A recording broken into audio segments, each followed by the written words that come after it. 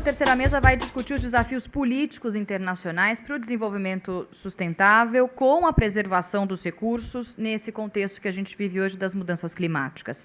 As reuniões internacionais acontecem sempre, estão sempre discutindo os prazos, as metas de redução dos gases que provocam o efeito estufa, ligados às questões da mudança climática. O Brasil participa, mas ainda não atua de forma satisfatória. O Brasil, pelo tamanho do território, pela biodiversidade, poderia ser um ator mais atuante mesmo nesse cenário internacional, dar o exemplo. A gente está um pouco longe disso ainda. Então, o que a gente vê ainda é uma má gestão dos nossos recursos naturais, um índice crescente na nossa perda de vegetação e, perdendo esse patrimônio natural, a gente esquece do potencial que o ecossistema tem para o nosso país. Então, o Brasil pode ser exemplo, essa mesa vai trazer esses desafios dessa discussão política internacional e também da posição do Brasil, como o Brasil se encaixa nesse cenário. Eu acho extremamente interessante essa conformação dessa mesa, porque justamente se procurou colocar juntos aqui o debate da questão do desenvolvimento do capital natural, né? Pensando a plataforma, organizando ela um pouco, de um lado, a questão do capital humano, né, que foi a primeira mesa, a questão do bem-estar, da saúde, a segunda, e agora o desenvolvimento do capital natural, né, ou seja, como é que o Brasil pode efetivamente mudar a partir da sua maior fonte de riqueza, que é o seu capital natural, evidentemente baseado fundamentalmente no seu capital humano. Então, mas essa questão, a questão do desenvolvimento do capital natural brasileiro, a questão dos recursos naturais, a questão da energia, que são duas frentes fundamentais, como estão ali, elas estão extremamente relacionadas na questão global, né? A questão hoje do desenvolvimento das opções para se avançar nas questões do desenvolvimento do capital natural brasileiro dependem de forma muito intensa da forma como o país se coloca e se relaciona no plano internacional. Agora mesmo, enquanto estamos aqui, está ocorrendo a COP do Clima, agora no Peru, e esses temas estão extremamente relacionados, e vai ser muito bom poder ouvir do Viola e do Eduardo Matias, justamente sobre esse aspecto. Com relação ao patrimônio natural, a plataforma traz um conjunto de dados extremamente relevantes. Nós já estamos mais do que chovendo no molhado, né? A questão de que o Brasil possui o maior ativo natural do planeta, isso todos nós já sabemos, os dados demonstram, os novos estudos comprovam ainda mais aquilo que já está comprovado, né? O Brasil é a maior potência florestal tropical do planeta, o Brasil é uma das maiores potências em biodiversidade, o Brasil uma das maiores potências em água doce, e assim vai. Quer dizer, um país que tem uma enorme relevância ainda, né, como diria o Hermeto Pascoal, a natureza é linda, ainda, né? Ou seja, nós ainda temos esse patrimônio. Mas, na verdade, nós estamos assistindo uma incapacidade permanente e surpreendentemente retrocedente, tá certo? Nas possibilidades de fazer isso. Quer dizer, o país, se você olha a evolução das ferramentas, das políticas que o Brasil veio desenvolvendo ao longo das últimas décadas para justamente criar as condições institucionais, científicas e institucionais para poder fazer legais, científicas e institucionais para poder fazer avançar essa agenda, hoje o que ocorre é um retrocesso, né? Ou seja, nós avançamos num conjunto de medidas e ideias, força, por exemplo, a Amazônia, né? Qual foi a grande ideia, força, que nós desenvolvemos em relação à Amazônia, passado o ciclo do desenvolvimento e da ocupação e da visão da ocupação como forma de integração para não integrar, passado esse período da visão militar, desenvolvimentista, de ocupação a qualquer custo, da ocupação predatória, nós entramos num outro ciclo, né, que seria o ciclo do desenvolvimento sustentável, da incorporação da Amazônia pelo que ela tem de potencial de desenvolvimento, integrando ao país de forma adequada, de forma promissora, digamos assim. Nós avançamos nisso, de certa forma. O que acontece que nós estamos vendo hoje? Um retrocesso, né? Por quê? Porque nós não fomos capazes de consolidar isso, né? Recorrendo ao período que nós tivemos no governo, Marina está aqui, ministra do Meio Ambiente, eu trabalhei com ela, várias pessoas que estão aqui colaboraram nesse período. O que nós vemos? Nós vemos claramente isso.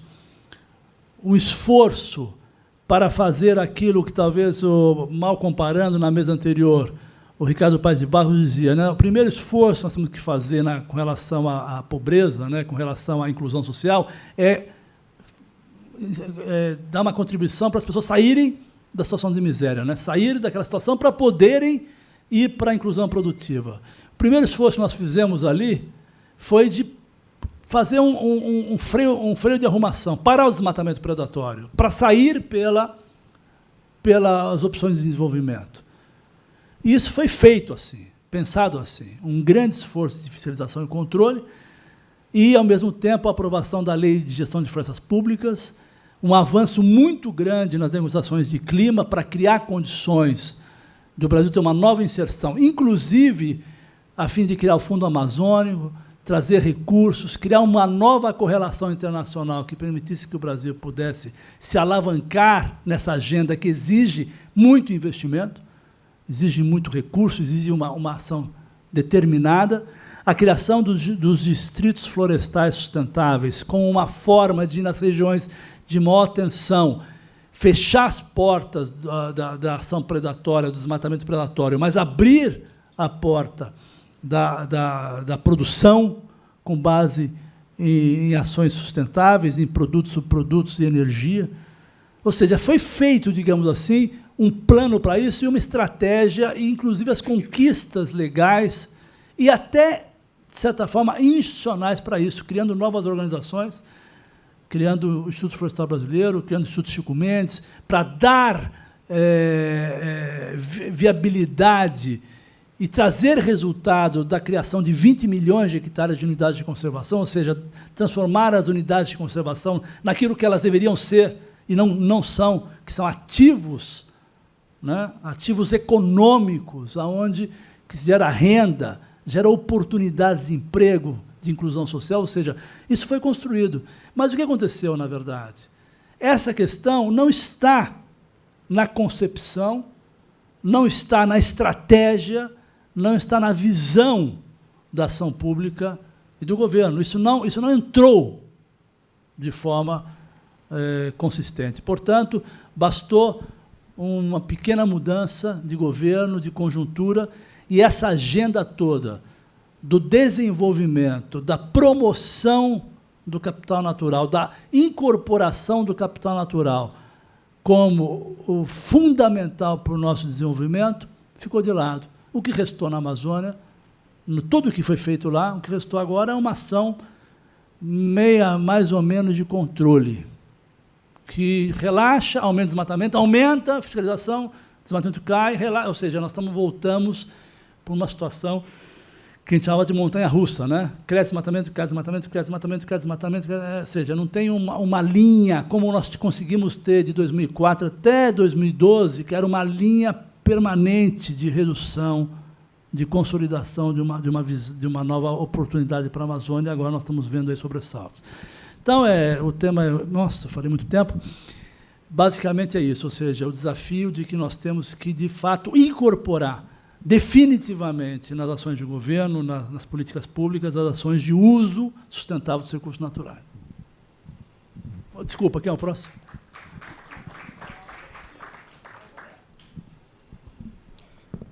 Bom, obrigado. Eu quero agradecer o convite do IDS, Capô, Marina Neca.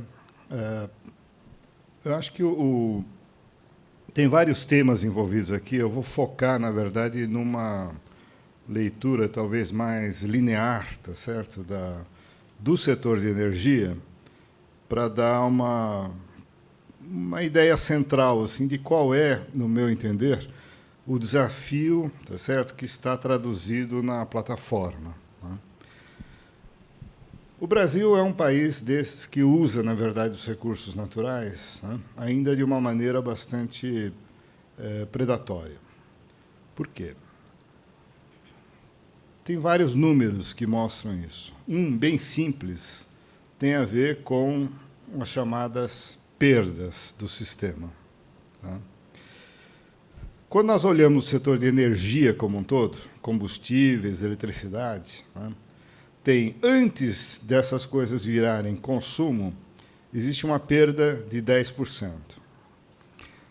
Mas isso é antes de alcançar, na verdade, os consumidores. Quando chega aos consumidores, aí, então, no caso dos combustíveis, a perda é muito maior, tá? Por quê? Porque, naturalmente, sistemas térmicos eles são ineficientes. Quer dizer, pegar um combustível, por exemplo, para gerar eletricidade é alguma coisa como você aproveita, no máximo, né, na melhor das tecnologias, 1/3 da energia que está lá. 2/3 vão embora na forma de calor.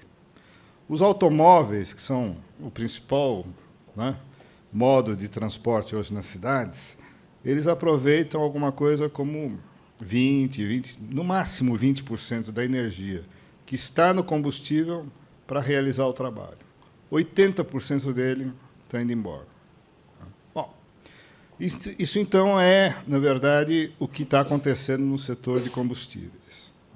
Por que, nos lugares em que se procura maior eficiência, se desloca, na verdade, de combustíveis do tipo fósseis para eletricidade? É porque, antes mesmo da questão de gás de efeito estufa, né, mudanças climáticas, há uma questão de eficiência energética envolvida, tá?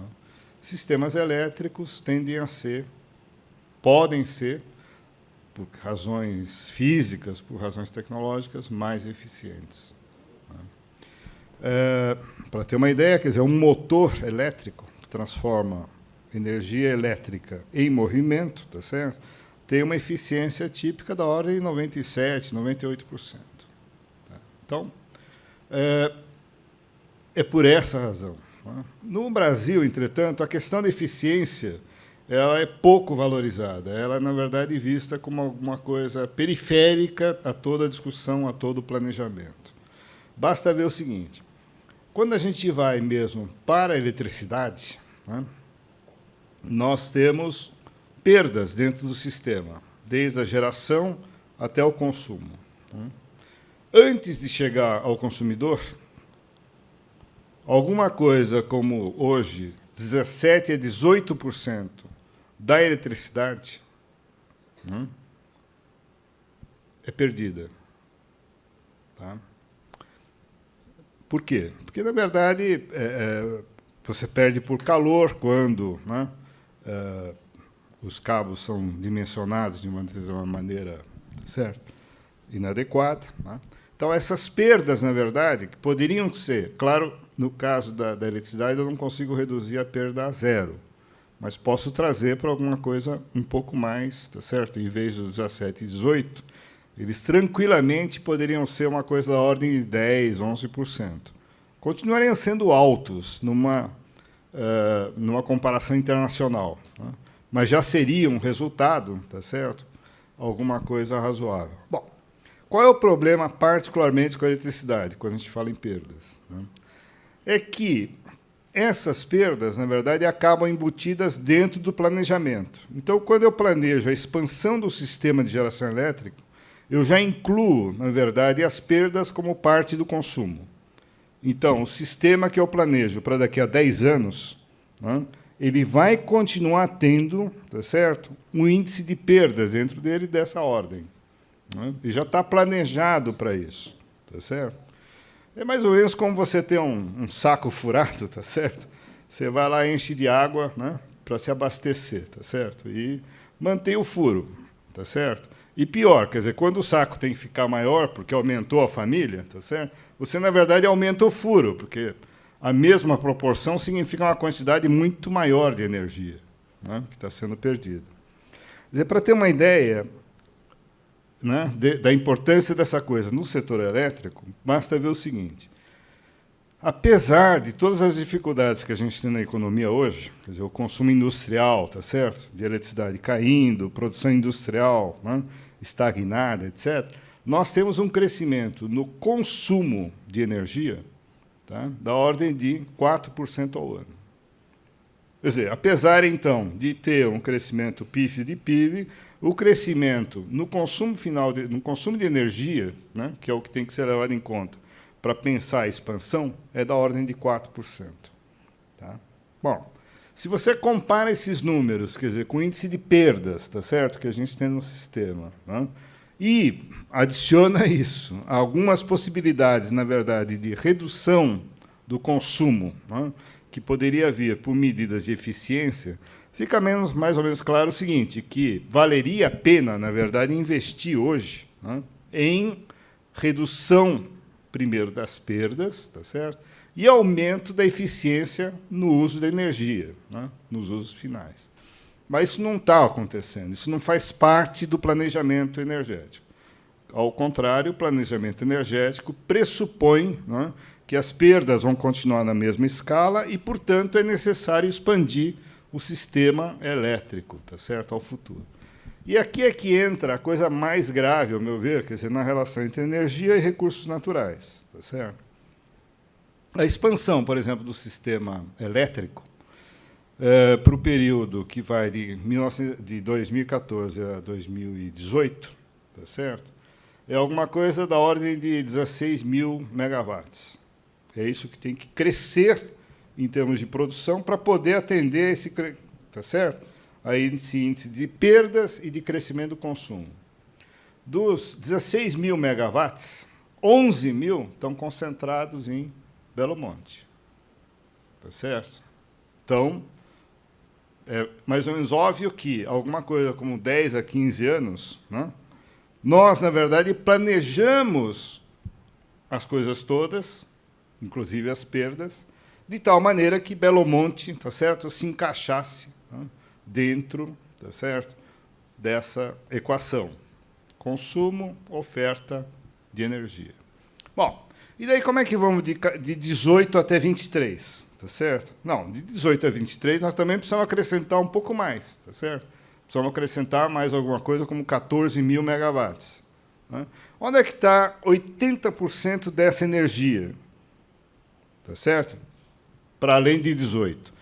80% dessa energia está alocada em Tapajós. Tá certo? São duas usinas. São Luís do Tapajós e Jatobá. Quem já viu alguma coisa a respeito desse lugar, quer dizer, pode, né, ter certeza, tá certo? Já tem a certeza de que é puro recurso natural, é puro, tá certo, patrimônio, é pura riqueza que nós vamos, na verdade, simplesmente botar abaixo, tá certo? Fazer extinguir, quer dizer, não é que você dá um jeito dela, não acabar com ela. Essa é a coisa que, né, está sendo planejada dentro do sistema elétrico. Tá? Agora, é claro, a construção, né, das usinas, como eu estou colocando, na verdade, é a parte final de uma cadeia, tá certo, que vem com o planejamento que tem a ver com as perdas. Bom, para terminar, só dar alguns números aqui do que é energia, tá certo, no Brasil, e a importância que ela tem para o monitoramento que a gente vai precisar fazer de políticas públicas. Tá?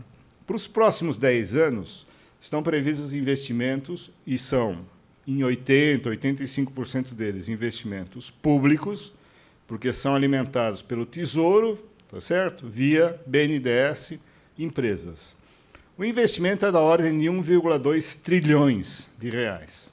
Então, 1.200 bilhões de reais nos próximos 10 anos. Alguma coisa como 800 bilhões de reais, né, vão estar concentrados em exploração e produção de petróleo. 800 bilhões de reais, em que a maior parte deles, na verdade, vai para desenvolver pré-sal. Tá certo? Pré-sal que, por sua vez, só vai começar a produzir resultados, né, previstos, planejados, etc., a partir de 2020. Tá? E que vai levar mais de uma década, na verdade, para permitir a recuperação de todo esse investimento. Né? Já tem vários estudos, inclusive, chamando a atenção para o fato de que esses ativos que estão sendo, né, hoje procurados na área de petróleo e carvão, eles podem virar, na verdade, ativos encalhados, quer dizer, ativos que não vão conseguir vender tudo que produzirem para o mercado. Tá? Uma das coisas que mostra isso é que a Agência Internacional de Energia, por exemplo, prevê que, em 2030, tá, comparado a hoje, tá certo? 2015, na verdade não é tão longe, tá certo? 15 anos, o adicional de demanda de petróleo, o adicional na demanda de petróleo, tá, se segue com as políticas que já estão anunciadas para combate às mudanças climáticas, tá certo? É de 18 milhões de barris por dia. Esse é o adicional que se prevê para 2030. Tá? A hora que você compara esse 18 milhões em 2030, numa escala planetária, com a produção prevista para o pré-sal, você vê claramente, tá certo, que não há muito espaço para o pré-sal. Tá? E esse espaço, ao meu ver, está mais complicado ainda com as decisões da OPEP a respeito de preço. Né? Bom, são as questões que eu gostaria de colocar aqui. Bom, em primeiro lugar, então, eu queria agradecer o convite. E é muito limitado o tempo para falar, mas eu me tomei o tempo de ler detalhadamente esse documento. Realmente é de excelente qualidade. Eu acho que raramente se encontra na sociedade brasileira a elaboração de um processo de elaboração coletiva, né? Onde participaram tantas pessoas durante vários anos. Eu só participei a partir de 2013 formalmente, embora possa ter sido informalmente antes, mas começou em 2011, porque o que falavam vocês antes, em 2009. Então, esse documento é realmente um documento exemplar, porque ele tem, combinando a qualidade da consistência, da qualidade do conteúdo, abrangendo o conjunto das questões relevantes para uma sociedade contemporânea, com uma capacidade de acessibilidade. Não diria para o conjunto da população brasileira, porque, obviamente, nós temos um déficit educacional muito grande, mas eu me arriscaria a dizer que isto é compreensível tranquilamente para a metade da população brasileira. Tá? E isso é muita coisa, digamos. Tá? Então, eu queria fazer chamado, primeiro, a todo mundo que está aqui, ler tudo isto detidamente. Ele tem um formato que é extraordinariamente didático, fácil de ler e pegar a continuidade, e que difundir este documento ao longo dos meses, dos anos, de extraordinária importância, mas disso porque é um documento vivo, digamos, que vai ser atualizado, como ele falava. Me parece, por exemplo, que uma coisa que eu proporia é que esse seja atualizado uma vez cada 2 anos, uma coisa assim, e uma nova atualização entrar muito mais em propostas de implementação detalhada das grandes prioridades máximas, prioridades gerais e outras medidas que estão aqui, que tem uma consistência extraordinária. Eu estou muito acostumado por profissão, digamos, a avaliação, participo muito em comitês científicos nacionais e internacionais, a avaliar propostas, consistência e qualidade de propostas. E isto é, claro que isto não é um documento científico, embora está baseado na ciência, é um documento cívico-político, digamos, mas assim, é de altíssima qualidade. Digamos, tá? Então, acho que ler e difundir, e até que se formem grupos de círculos de pessoas pelo Brasil todo, discutindo, digamos, durante uma tarde de um sábado este documento, seria extraordinário para aumentar a cultura cívica de nosso país. Entrando no tema mais específico que me cabe, que é da política externa para uma sociedade sustentável, a política externa para uma sociedade democrática, eu penso que aqui talvez seja uma das níveis, uma das áreas de forte inovação do documento, já que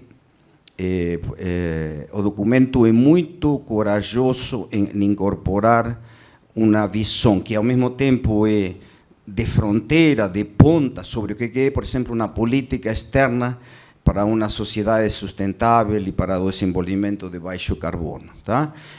Isso é feito, por exemplo, colocando questões que já se consolidaram na ciência em poucos anos, por exemplo, a incorporação de conceito de antropoceno e de limites planetários na política externa, que obviamente isso também está relacionado com a política doméstica, digamos, tá?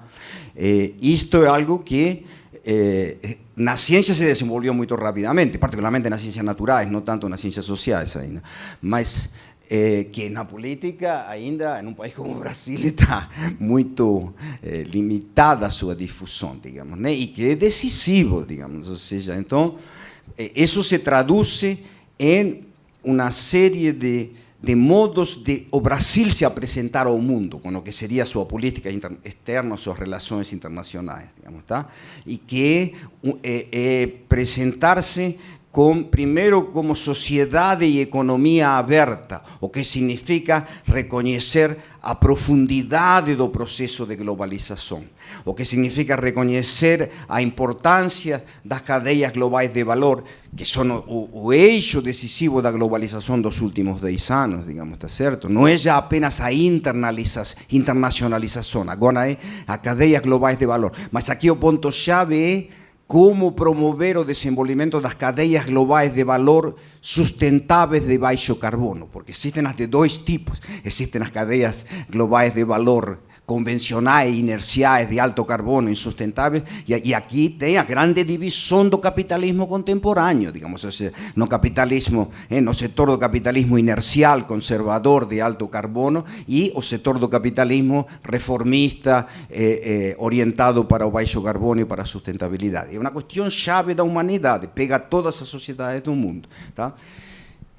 Uma outra coisa fundamental é como o Brasil se posiciona nas negociações internacionais como Estado, como uma política externa em relação ao planeta, no antropoceno, já não mais no Holoceno, que terminou, a transição do Holoceno ao antropoceno terminou a fim do século XX, e nós já estamos plenamente no antropoceno. Então, as coisas que significam aqui, por exemplo, como promover a cooperação internacional, no sentido de promover, pelo menos, o acordo entre os principais poderes do planeta, que é muito mais importante que uma discussão interminável em uma convenção multilateral do tipo da convenção que agora temos a reunião em Lima, mas que também é importante, não? Mas focar em tudo isso é um erro, digamos. Por isso que o documento vê a importância dos G20, digamos, que são, dentro dos G20 estão as economias, as sociedades que têm 70% da população mundial, mais de 80% do PIB mundial e mais de 80% das emissões globais de carbono e, em geral, de afetação de todas as fronteiras planetárias, não apenas do ciclo do carbono, a do ciclo do nitrogênio e do fósforo, a da perda da biodiversidade, a da água doce, a da perda dos solos e florestas, a da acidificação dos oceanos, a questão da camada de ozônio e a poluição agregada global de aerossóis e da contaminação química. Então, me parece que isto é um outro ponto que está muito bem colocado na plataforma. E, de outro lado, a questão do que seria uma política externa de uma sociedade democrática, que nós somos Isso, nós somos uma sociedade democrática, de baixa qualidade, mas democrática consolidada. E nós somos, alguns pensam que nós somos ainda uma sociedade democrática consolidada, eu acho que nós somos, infelizmente, de baixa qualidade. E aí vem outra coisa que eu vou falar, talvez, um pouco na próxima mesa, sobre o problema da qualidade da democracia.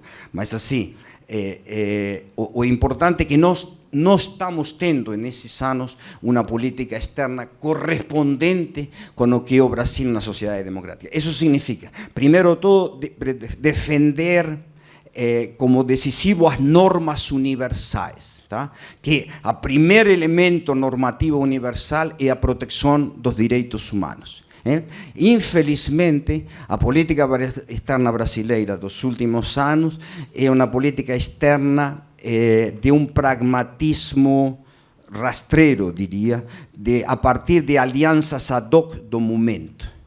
Então, o que é uma política externa de uma sociedade democrática? Uma política externa que é capaz de firmemente questionar desde as violações de direitos humanos feitos pela CIA ao redor do mundo, o Guantánamo, até as violações de direitos humanos feitas pelo regime autoritário chinês, a invasão de Ucrânia pela Rússia, as diversas formas de opressão que existem em Médio Oriente, ou, em América Latina, o profundo processo de autoritarização que existe na Venezuela, ou já consolidado o autoritarismo que tem em Cuba. É dizer, nós, basicamente, ter um claro princípio de defesa dos direitos humanos e colocar-se como, porque seria uma síntese de nossa sociedade interna,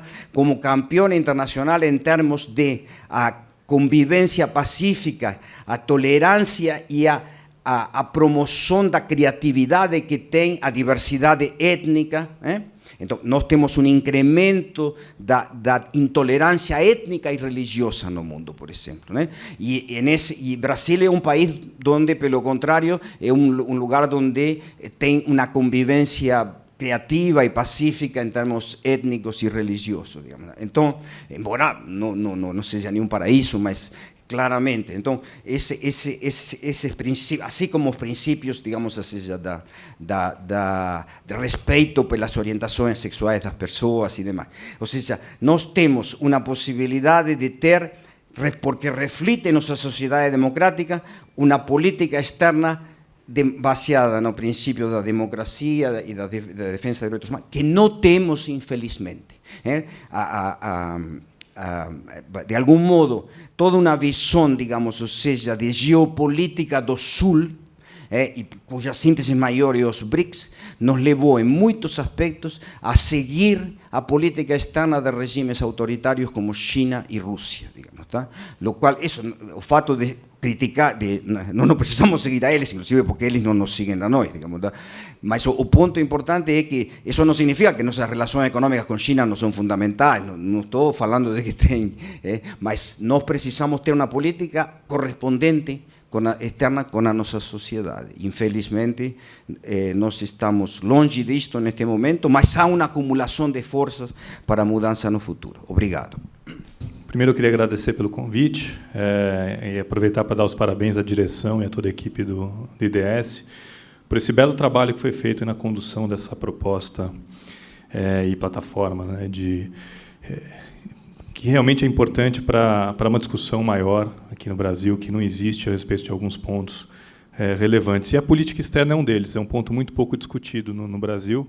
Desde o princípio, o IDS teve a preocupação, está até aqui no cartaz atrás de mim, de pensar numa política externa para o século XXI. Né? Uma política externa para o século XXI, uma política externa que considera o nosso contexto, que é um contexto que mudou muito nas últimas décadas. Eu tive a oportunidade de expor aqui na roda de conversa sobre política externa, que aconteceu, que o Brasil vem, nessas últimas décadas, ignorando as duas principais tendências existentes no panorama mundial, que são a globalização e a sustentabilidade.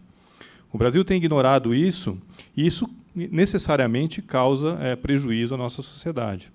a ausência dessa compreensão, a ausência de políticas internas e, principalmente, uma política externa que entenda essa situação, é ignorar essas duas megatendências. São verdadeiras tendências incontornáveis, tendências que criam imperativos estratégicos que devem ser considerados.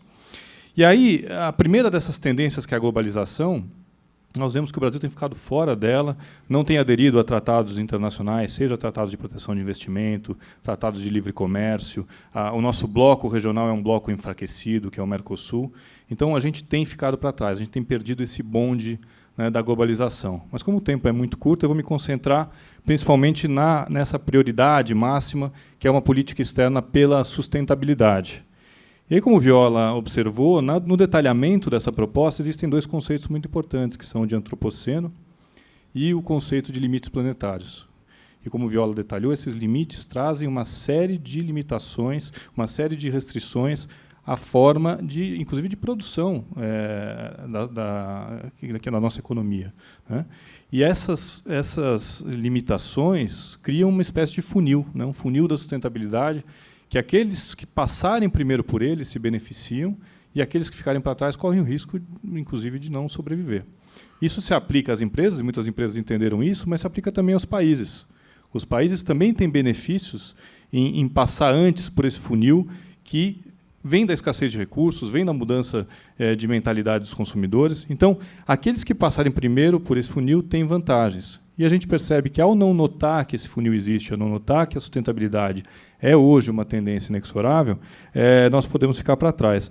O nosso Estado tem pouca consciência disso. E qual que é o problema dessa pouca consciência que o nosso Estado demonstra disso?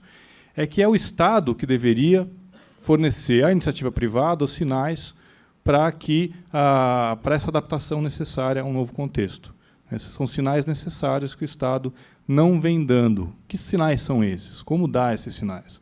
O Estado tem os instrumentos necessários para dar esses sinais, né? Ele conta com capacidade de fornecer os incentivos para que as empresas se adaptem a um novo contexto e invistam em tecnologias de baixo carbono, inovem, porque sem a inovação a gente não vai conseguir superar esse grande problema que é a mudança climática. Então, o Estado tem esses instrumentos. Quais são os instrumentos? O Estado tem a capacidade de tributar. O instrumento da tributação é um instrumento que permitiria precificar o carbono, que é algo essencial.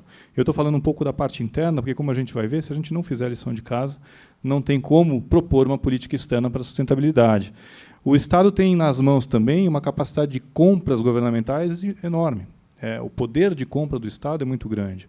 Ao você garantir compras governamentais com critérios socioambientais, você está garantindo que aqueles produtos, aqueles serviços que são produtos e serviços socioambientalmente mais avançados, que eles prevaleçam, que eles ganhem escala e que eles possam realmente vingar. Então, a gente tem uma necessidade enorme de mudar, de aderir a novas matrizes energéticas, por exemplo. E o mais importante, então, é entender que não é só porque os Estados precisam incentivar as empresas, porque, no fim, a iniciativa privada, o setor privado, vai ser, em grande parte, o grosso das mudanças que têm que ser feitas, tem que partir aí do setor privado, não só porque ele tem essa capacidade de incentivar e de estimular novos comportamentos, isso se aplica, é claro, também à sociedade, o Estado, por meio da educação, por meio também da regulação, por que não, de outros incentivos, ele tem condições de mudar também a atitude do cidadão, mas os Estados têm a ganhar. Os Estados que passarem primeiro por esse funil, os first movers nesse movimento também, eles têm muito a ganhar. E, se a gente pensar a sustentabilidade como uma tendência, os riscos e as oportunidades que se aplicam nessa situação se aplicam também aos Estados, que têm que tomar atitudes para propiciar à sua sociedade, para propiciar ao seu setor privado, a possibilidade de não ficar para trás e de colher os benefícios dessa nova maneira de agir. E aí a gente entra na questão do Brasil, né? Por que o Brasil não poderia ficar de fora desse processo? Por que o Brasil, entre tantos países do mundo, é um que não pode ignorar essa realidade? Porque as nossas características naturais, é claro, nos trazem benefícios nessa situação. Numa situação em que a sustentabilidade se confirme como uma tendência inexorável, desde que nós tenhamos feito a nossa lição de casa, nós temos toda a condição de ter vantagens competitivas relevantes e sair na frente nesse processo. Então, nós temos não só esse interesse E não temos só esse interesse em que essa realidade predomine, como até interesse em que essas regulações internacionais, que vão fazer com que as paredes desse funil se estreitem mais, sejam implementadas. Porque, a partir do momento em que essas regulações existam, e se o Brasil tiver saído na frente, nós estamos propiciando, então, vantagens à nossa população e, claro, dando a nossa contribuição para esse contexto internacional. E aí a gente assiste, né, nos últimos anos, que no âmbito interno muito pouco é feito, mas algumas iniciativas já são tomadas nesse sentido, mas no plano internacional existe uma grande timidez, né? Existe uma postura que é muito aquém daquela postura de liderança que seria necessária nesse momento.